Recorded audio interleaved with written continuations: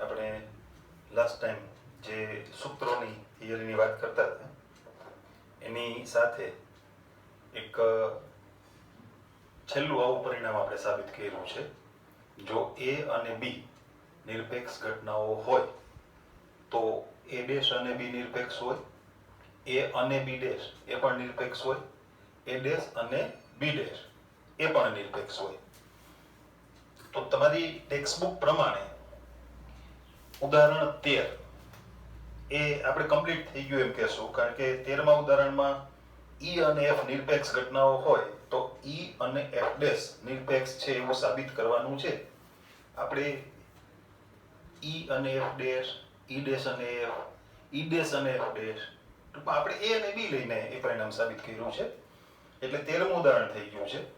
હવે એ જ પ્રકારની એક વાત એ 14મા ઉદાહરણમાં છે. એટલે એ આપણે પહેલા સમજી લઈએ, પછી આગળ દાખલાઓની ચર્ચા કરશું, બીજા દાખલાઓની વાત કરશું. ઉદાહરણ 14. A અને B નિરપેક્ષ ઘટનાઓ હોય એટલે A છેદ B ની સંભાવના બરાબર A ની સંભાવના ગુણ્યા B ની સંભાવના. આ આપણને આપેલું છે.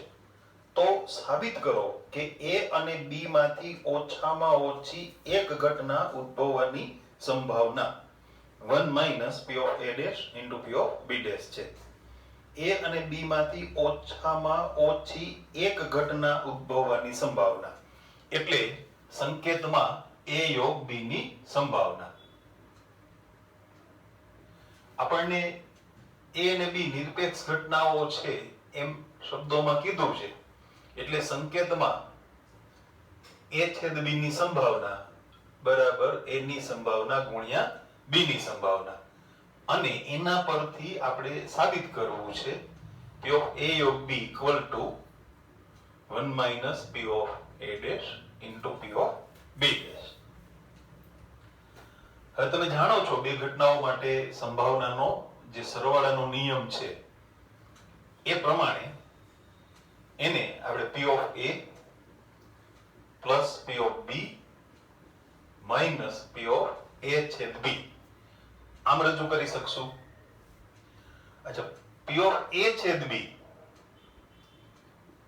એટલે P of A into P of B, કારણ કે A અને B એ નિરપેક્ષ ઘટનાઓ છે એમ આપેલું છે.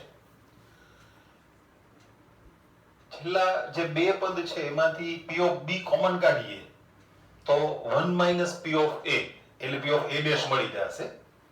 અચ્છા, પરિણામમાં જમણી બાજુ પૂરક ઘટનાઓને લગતા પૂરક ઘટનાઓની વાત થઈ છે. પરિણામ પૂરક ઘટનાઓનું છે એટલે અહીંયા આપણે P of B કોમન કાઢીએ તો આપણને 1 - P of A એટલે P of A dash મળી જાય. પણ P of A જે પહેલું પદ છે રહી જશે, એટલે એને ડેશના સ્વરૂપમાં ફેરવવા માટે ત્યાં આપણે પરિણામનો ઉપયોગ કરશું. P of A ની જગ્યાએ 1 - P of A dash આમ લખશું. અને પછીના બે પદમાંથી P of B કોમન કાઢીએ એટલે 1 - P of A આવું બાકી રહેશે. 1 - P of A એટલે P of A dash. ફરીથી છેલ્લા બે પદમાંથી minus P of A dash common કાઢતા 1 - P of B આવું પદ રહેશે અને એ થશે P of B dash. તમે આવું પણ વિચારી શકો, આપણે P of A યોગ B થી શરૂઆત કરીએ, એનું સૂત્ર મૂકીએ P of A plus P of B minus P of A છેદ B. આપણે પરિણામમાં પૂરક ઘટનાઓની વાત એ કરવાની છે. એટલે પહેલા A અને B નિરપેક્ષ ઘટનાઓ છે જે આપ્યું છે એનો ઉપયોગ કરી લઈએ. એટલે ત્રીજું પદ થઈ જશે P of A into P of B. આવી ગોઠવણ કરવાનું ન સમજાય અથવા ન યાદ આવે તો તમે આમ પણ વિચારી શકો કે ભાઈ આપણે જમણી બાજુ બધી ઘટનાઓ માટે ડેશના સ્વરૂપ એટલે પૂરક ઘટનાઓ જોઈએ છે. તો તમારી પાસે હવે જમણી બાજુ જે કાંઈ ઘટનાઓની સંભાવના છે ત્યાં P of A equal to 1 minus P of A dash એ પરિણામનો ઉપયોગ કરી લ્યો એટલે બિલકુલ એની જેમ P of B ની જગ્યાએ 1 minus P of B dash minus P of A ના બદલે 1 minus P of A dash અને એના ગુણાકારમાં P of B ની જગ્યાએ 1 minus P of B dash માત્ર એનું સાદુરૂપ આપવાનું થાય છે આ સ્ટેપ થોડું તમને લાંબુ લાગે છે પણ આવી ગોઠવણ ઇન કેસ ભૂલાઈ જાય મગજમાં ન આવે તો વિચાર લ્યો કે ભાઈ જમણી બાજુ બધી પૂરક ઘટનાઓની સંભાવના જોઈએ છે બધી સંભાવનાને પૂરકના સ્વરૂપમાં ફેરવી નાખો હવે એનું સરળ સ્વરૂપ આપી દઈએ અહીંયા ગુણાકાર કરતા જશું અને આગળ માઈનસ નિશાની છે એના વડે પણ ગુણતા જશું 1 ગુણ્યા એટલે 1 અને એને -1 માઈનસ થી ગુણી એટલે -1 પછી 1 into minus P of dash એટલે minus P of dash P of B dash અને minus minus plus થઈ ગયું 1 into minus P of B dash એને minus થી ગુણી નાખ એટલે plus થઈ ગયા હવે minus P of A dash into 1 એટલે minus P of A dash થયો ને અને એને minus થી ગુણી નાખીએ એટલે plus થઈ ગયા અને છેલ્લે minus minus plus P of A dash into P of B dash અને એને minus થી ગુણતા minus P of A dash into P of B dash આપણી ભાષામાં આપણી સાદી ભાષામાં કાઉન્સ છોડી નાખ્યા ગુણાકાર કરી નાખ્યો એટલે તમે જુઓ P of A dash એ પદ ઉડી ગયું પ્લસ માઈનસ નિશાની P of B dash વાળું પદ એ પ્લસ માઈનસ ઉડી ગયા એક 1 અને -1 ઉડી ગયા એટલે આપણે જે પરિણામ જોતું હતું જમણી બાજુ જે પદ જોતું હતું એ આપણને મળી ગયું 1 minus P of A dash into B dash આવું આપણે વિચારીએ ચાલો P of A યોગ B તમે ડ મોર્ગનનો નિયમ જાણો છો એને A dash છેદ B dash નો dash આમ લખાય એટલે કે 1 minus P of A dash into B dash આ છેદ B dash આપણે છેલ્લું જે પરિણામ સાબિત કર્યું A અને B નિરપેક્ષ ઘટનાઓ હોય તો A dash અને B dash નિરપેક્ષ ઘટનાઓ હોય ભલે તમારી ટેક્સ્ટ બુકમાં એ ઉદાહરણના સ્વરૂપમાં છે પણ એક્ચ્યુઅલી એ થિયરીનું પરિણામ છે એ સિદ્ધાંત છે કે ભાઈ A અને B નિરપેક્ષ ઘટનાઓ હોય તો A અને B dash નિરપેક્ષ થાય A dash અને B નિરપેક્ષ થાય A dash અને B dash પણ નિરપેક્ષ થાય તો એ વાતનો તમે અહીંયા ઉપયોગ કરી શકો એટલે ડાયરેક્ટ તમને P of A dash into P of B dash મળી જશે કારણ કે A અને B એ નિરપેક્ષ ઘટનાઓ છે તેથી A dash અને B dash એ પણ નિરપેક્ષ ઘટનાઓ છે એ થિયરીનું જ પરિણામ છે તમે એનો ઉપયોગ કરી શકો તો સાવ ટૂંકમાં પતી જશે એટલે આ થઈ 14માં ઉદાહરણની વાત હવે 13.1 વખતે આપણે જે ગોઠવણ કરી તેમ પહેલા ડાયરેક્ટ મૂલ્યો આપ્યા હોય એવા દાખલાઓની વાત કરશું અને પછી રકમવાળા દાખલાઓ એની વાત કરશું હવે એવા કોઈ દાખલા એ ઉદાહરણમાં નથી તમે જોજો ટેક્સ્ટ બુકમાં 13.2 સ્વાધ્યાય પહેલાના જે ઉદાહરણ છે એમાં આપણે 13મું અને 14મું એ બે ઉદાહરણની વાત પૂરી થઈ ગઈ પણ એ પહેલા રકમવાળા જ બધા દાખલાઓ છે એટલે એની વાત આપણે પછીથી કરશું સ્વાધ્યાયમાં એવા કેટલાક દાખલાઓ છે તમને ડાયરેક્ટ મૂલ્યો આપી દીધા હોય અને સંભાવના શોધવાની હોય અથવા પરિણામ ચકાસવાનું હોય નિરપેક્ષ છે કે કેમ તો એમાં સૌથી પહેલો દાખલો સ્વાધ્યાય 13.2 એનો પહેલો દાખલો A અને B નિરપેક્ષ ઘટનાઓ હોય આખું નથી લખતો વાંચતા જઈએ અને એને સંકેતમાં આપણે નોંધતા જશું A અને B નિરપેક્ષ ઘટનાઓ હોય એટલે A છેદ B ની સંભાવના બરાબર A ની સંભાવના ગુણ્યા B ની સંભાવના ઉપરાંતમાં આપણને P of A equal to 3/5 અને P of B equal to 1/5 આમાં આપ્યું છે અને પ્રશ્ન છે A છેદ B ની સંભાવના મેળવો તો એના બરાબર P of A into P of B એટલે કે 3/5 into 1/5 એટલે 3/25 આ થઈ પહેલા દાખલાની વાત. પેજ નંબર 464 પર દાખલો છઠ્ઠો. બે ઘટનાઓ E અને F માટે આપણને E ની સંભાવના આપી છે 3/5, F ની સંભાવના આપી છે 3/10 અને E છેદ F ની સંભાવના એ છે 1/5. એનો પ્રશ્ન છે E અને F નિરપેક્ષ ઘટનાઓ છે કે કેમ. આપણે જે લાસ્ટ ટાઈમ વાત કરી કે A અને B નિરપેક્ષ હોય તો અને તો જ છેદની સંભાવના બરાબર સંભાવનાનો ગુણાકાર. એટલે આપણે શું કરશું અહીંયા E ની સંભાવના અને F ની સંભાવનાનો ગુણાકાર કરી જોઈએ 3/5 into 3/10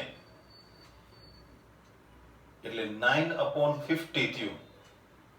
પણ આપણને E છેદ F ની સંભાવના એ 1/5 આપી છે એટલે આ મૂલ્ય E છેદ F ની સંભાવના જેટલું નથી થતું. એનો અર્થ એમ થયો કે E અને F એ નિરપેક્ષ ઘટનાઓ નથી.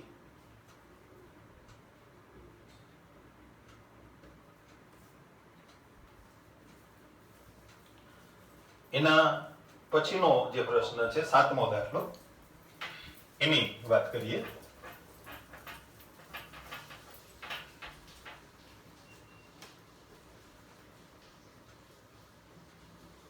જોઈ લો તમે રકમ પહેલા. આપેલ ઘટનાઓ A અને B માટે P of A equal to 1/2, P of A યોગ B 3/5 અને P of B equal to small p. જો ઘટનાઓ પરસ્પર નિવારક અને નિરપેક્ષ એટલે બે અલગ અલગ છે તો P શોધો. બે અલગ અલગ શરતોને આધારે આપણે P મેળવવાનો છે, P નું મૂલ્ય મેળવવાનું છે. ઘટના A ની સંભાવના 1/2, ઘટના A યોગ B એની સંભાવના 3/5 અને ઘટના B ની સંભાવના એ છે સ્મોલ p. પહેલી શરત મુજબ A અને B પરસ્પર નિવારક ઘટનાઓ હોય.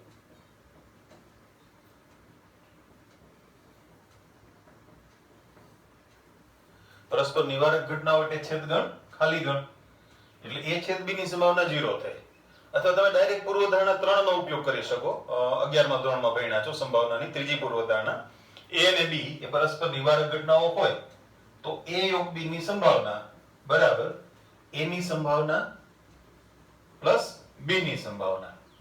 અને એ કદાચ પૂર્વધારણા 3 યાદ ના હોય તો તમે સંભાવનાનો સરવાળાનો નિયમ છે એનો ઉપયોગ કરો તો ત્રીજું પદ આવશે -P of A છેદ B જે અહીંયા 0 થશે કારણ કે A અને B પરસ્પર નિવારક ઘટનાઓ છે એટલે છેદગણ ખાલી ગણ થયો. A યોગ B ની સંભાવના 3/5, A ની સંભાવના 1/2, B ની સંભાવના સ્મોલ p. તો P equal to 3/5 minus 1/2 6 minus 5 છેદમાં 10 એટલે P નું મૂલ્ય આ શરત મુજબ થયું 1/10.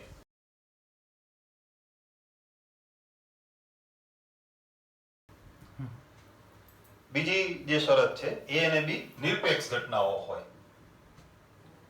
A અને B નિરપેક્ષ ઘટનાઓ હોય તો A છેદ B ની સંભાવના બરાબર A ની સંભાવના ગુણ્યા B ની સંભાવના. ફરીથી આપણે બે ઘટનાઓ માટે સંભાવનાના સરવાળાના નિયમનો ઉપયોગ કરીએ છીએ પણ થોડી શોર્ટકટ કરશું. શું છેલ્લું જે પદ છે ને P of A છેદ B આપણે એની જગ્યાએ P of A into P of B લખી નાખશું. આપણને એ ગુણધર્મ આપ્યો છે. હવે આપણી પાસે જે ત્રણ પદ વધ્યા એ ત્રણે ત્રણ પદના મૂલ્યો આપણને આપ્યા છે અજ્ઞાત P સહિત કિંમતો મૂકી દઈએ 3/5 1/2 plus P minus 1/2 into P. 3/5 માંથી 1/2 બાદ કરશું. હમણાં જ બાદબાકી કરી છે આપણે 1/10. P માંથી 1/2 P બાદ કરીએ એટલે 1/2 P વધ્યા એટલે કે P બરાબર 2/10 એટલે 1/5. આઠમો દાખલો એ પણ આ પ્રકારનો છે, એની વાત કરીએ.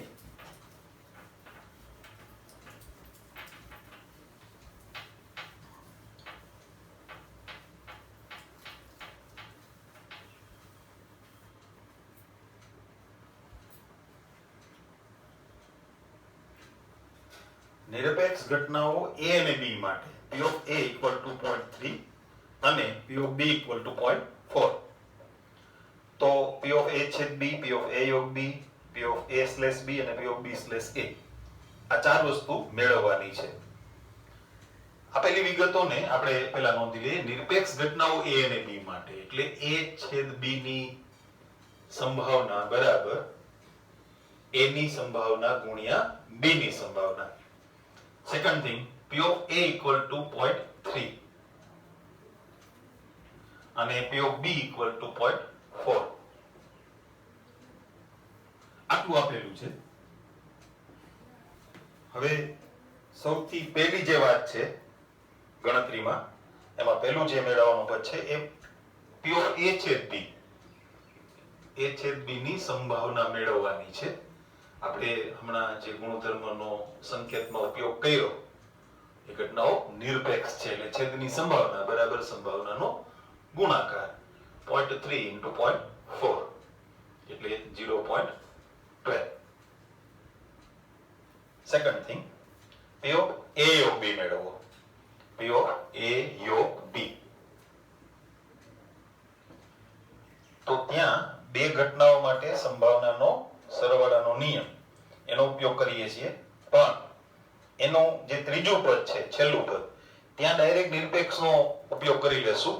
હમણાં અહીંયા આ જે સૂત્રનો ઉપયોગ કર્યો ને આ એ રીતે P of A plus P of B minus P of A into P of B.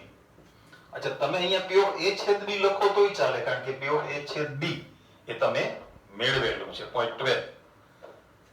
એ બંને સાથે હોય એવું જરૂરી નથી, એટલે આપણે P of A into P of B થી શરૂઆત કરી છે. હવે P of A એટલે 0.3,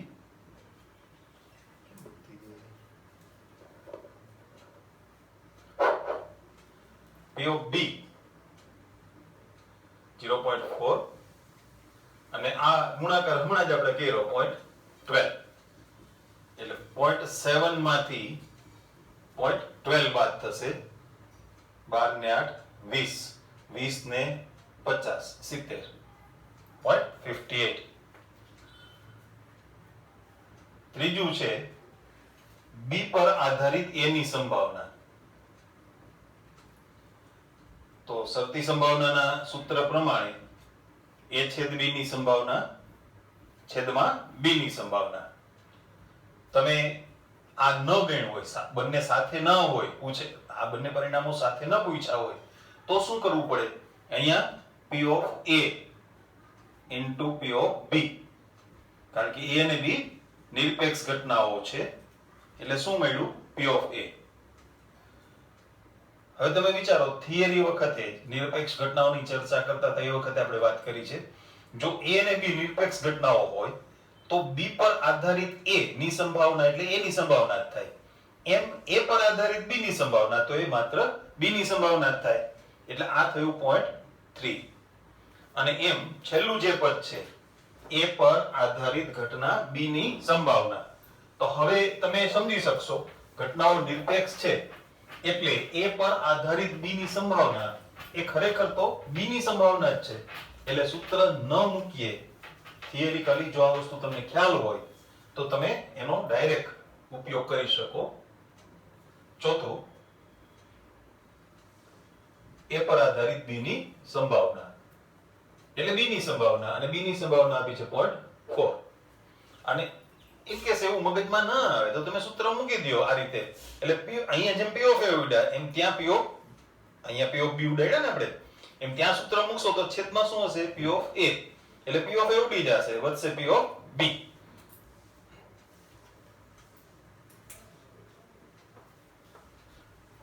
નવમો દાખલો, ઘટનાઓ A અને B માટે P of A 1/4, P of B 1/2, P of A છેદ B 1/8. તો p કૌંસમાં a નહીં અને b નહીં શોધો. આપણે આપેલી સંભાવનાઓ એની નોંધ કરી લઈએ. a ની સંભાવના આપી છે 1/4, b ની સંભાવના આપી છે 1/2 અને a છેદ b ની સંભાવના એ છે 1/8 અને આપણે મેળવવાનું છે a નહીં અને b નહીં. a નહીં અને b નહીં. એટલે સંકેતમાં a નહીં એટલે a ડેશ અને એટલે છેદ, b નહીં એટલે b ડેશ. તો આપણે મેળવવાનું શું છે? a ડેશ છેદ b ડેશ ની સંભાવના. a ડેશ છેદ b ડેશ ની સંભાવના દ મોર્ગનના નિયમ પ્રમાણે a યોગ b ના ડેશ ની સંભાવના થઈ. એટલે કે 1 - p of a યોગ b. હવે a યોગ b ની સંભાવનાનું સૂત્ર તમે જાણો છો અને a માટે જરૂરી ત્રણે ત્રણ પદ એના મૂલ્યો એ તમને આપેલા છે. એટલે આપણે બે ઘટનાઓ માટે સંભાવનાનો સરવાળાનો નિયમ એનો ઉપયોગ કરીએ છીએ. p of a 1/4, p of b 1/2 minus 1/8. 8 લસા થશે 2 plus 4 minus 1/8. 6 માંથી 1 બાદ 5, 1 minus 5/8 એટલે કે 3/8. આ તે 9મા દાખલાની વાત. અચ્છા, 10મો દાખલો.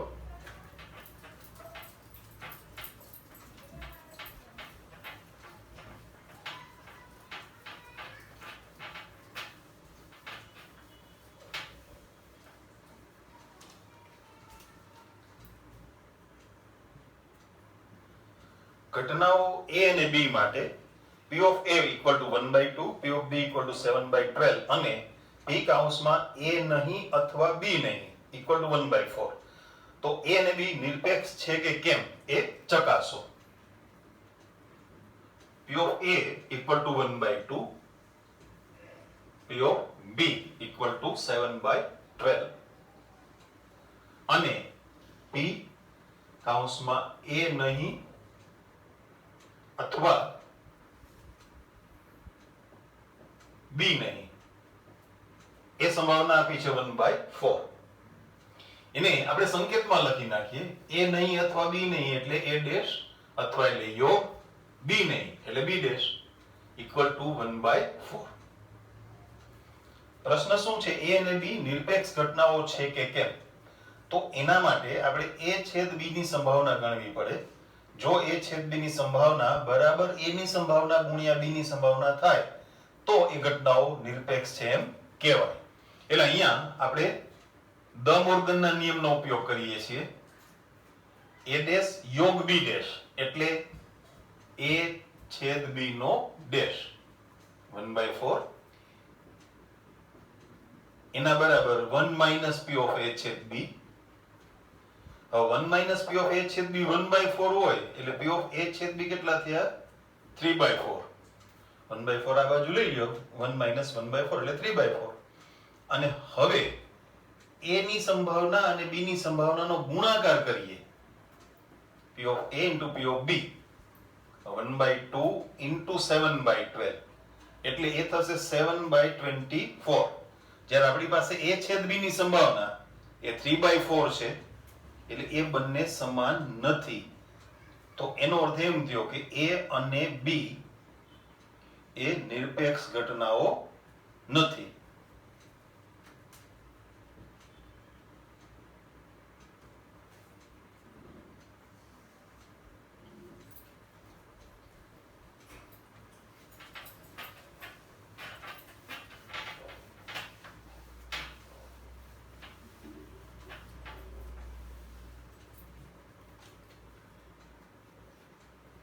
આ પ્રકારનો એક દાખલો છે એ આપણે કમ્પ્લીટ કરી લઈએ, પછી રકમવાળા દાખલાઓની વાત કરશું. ચલો, આપેલ બે નિરપેક્ષ ઘટનાઓ a અને b માટે p of a equal to 0.3 અને p of b equal to 0.6 હોય તો p કૌંસમાં a અને b, p કૌંસમાં a અને b નહીં, p કૌંસમાં a અથવા b અને p કૌંસમાં a નહીં અને b નહીં. ચાર મૂલ્યો મેળવવાના છે. a અને b નિરપેક્ષ ઘટનાઓ છે એટલે શબ્દોમાં લખવું હોય તો શબ્દોમાં, નહીં તો સંકેતમાં. હવે તમને બરાબર યાદ રહી ગયું છે નિરપેક્ષનો મતલબ શું થાય. છેદની સંભાવના બરાબર સંભાવનાનો ગુણાકાર. p of a આપ્યું છે 0.3 અને p of b છે 0.6. પહેલું પરિણામ છે p કૌંસમાં a અને b. અને ને તમે ગણ સંકેતમાં રૂપાંતર કરો એટલે શું આવશે? છેદ. પણ a અને b નિરપેક્ષ ઘટનાઓ છે તો p of a છેદ b બરાબર p of a into p of b એટલે 0.3 into 0.6 એટલે કે 0.18. સેકન્ડ, a અને b નહીં, p કૌંસમાં a અને b નહીં. સંકેતમાં ફેરવી a અને એટલે છેદ, b નહીં એટલે b ડેશ. જો a અને b નિરપેક્ષ ઘટનાઓ હોય તો a અને b ડેશ એ નિરપેક્ષ ઘટનાઓ છે જ. આપણે લાસ્ટ ટાઈમ જે પરિણામ જોયું હતું તો p of a into p of b dash. અચ્છા, તમે આવું પણ કરી શકો a છેદ b ડેશ એટલે a minus a છેદ b, p of a minus p of a છેદ b અને પછી p of a છેદ b એ તો તમે ગણ્યું જ છે બરાબર. અચ્છા, p of a p of b dash એટલે 1 minus p of b. p of a આપ્યું છે 0.3 1 minus 0.6 એટલે કે 0.3 into 0.4 એટલે 0.12. તમને હું સૂત્રની ગોઠવણ સમજાવું છું, તમે અન્ય રીતે કમ્પ્લીટ કરજો. a છેદ b ડેશ ની સંભાવના એટલે એ તમને ખ્યાલ છે 11 માં ધોરણ વખતથી આપણે ઉપયોગ કરીએ છીએ. p of a minus p of a છેદ b. p of a છેદ b હમણાં જ આપણે ગણ્યું છે, અહીંયા જુઓ. તમે ડાયરેક્ટ ઉપયોગ કરી શકો અથવા ગણી શકો અને p of a આપ્યું છે તો આ રીતે ગણશો તો પણ મળશે. આ કેટલું છે? p of a 0.3 અને એમાંથી કેટલા બાદ થશે? 0.18. 0.30 માંથી 0.18 બાદ થયા એટલે 0.12 જવાબ મળશે તમને. એટલે એ રીતે પણ તમે ગણી શકશો. એનો ત્રીજો પ્રશ્ન છે p કૌંસમાં a અથવા b. થર્ડ, p a અથવા b એને પણ ગણ સંકેતમાં ફેરવી નાખીએ. અથવા એટલે યોગ. તો a યોગ b ની સંભાવના બરાબર a ની સંભાવના પ્લસ b ની સંભાવના માઇનસ a છેદ b ની સંભાવના. a ની સંભાવના 0.3, b ની સંભાવના 0.6, a છેદ b ની સંભાવના હમણાં આપણે ગણી છે. ઇન કેસ એ પદ ન પૂછ્યું હોય તો એ રીતે તમે અહીંયા ગણીને ઉપયોગ કરી શકો. 0.9 minus 0.18 18 ને 2 20 ને 70 100 0.72. અને ચોથું,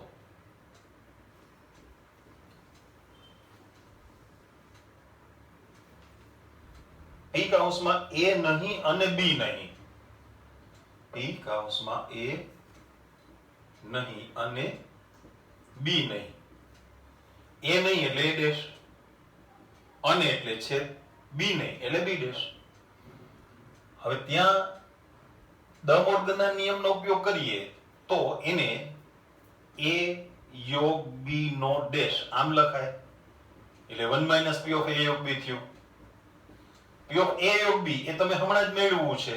1 minus 0.72 બાદ કરી દઈએ 72 ને 8 80 ને 20 0.28.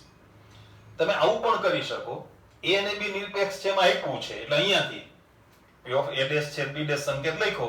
a અને b નિરપેક્ષ હોય તો a ડેશ અને b ડેશ નિરપેક્ષ થાય જ. એટલે આને તમે p of a dash into p of b dash આમ લખી શકો. p of a ડેશ એટલે 1 minus p of a અને p of b ડેશ એટલે 1 minus p of b. એકમાંથી 0.3 બાદ કરી નાખશો એટલે 0.7 અને એકમાંથી 0.6 બાદ કરી નાખ્યા એટલે 0.4 એટલે કે 0.28. એટલે આ પ્રમાણે ગણો તો પણ ચાલે. આ રીતે દ મોર્ગનથી પણ થાય. તો આપણી ટેક્સ્ટ બુકના ગણતરીવાળા દાખલાઓ, ટૂંકમાં રકમ નથી એવા, એ દાખલાઓ પૂરા થયા. નેક્સ્ટ લેક્ચરમાં આપણે રકમવાળા ઉદાહરણ અને સ્વાધ્યાયના દાખલા એની વાત કરશું.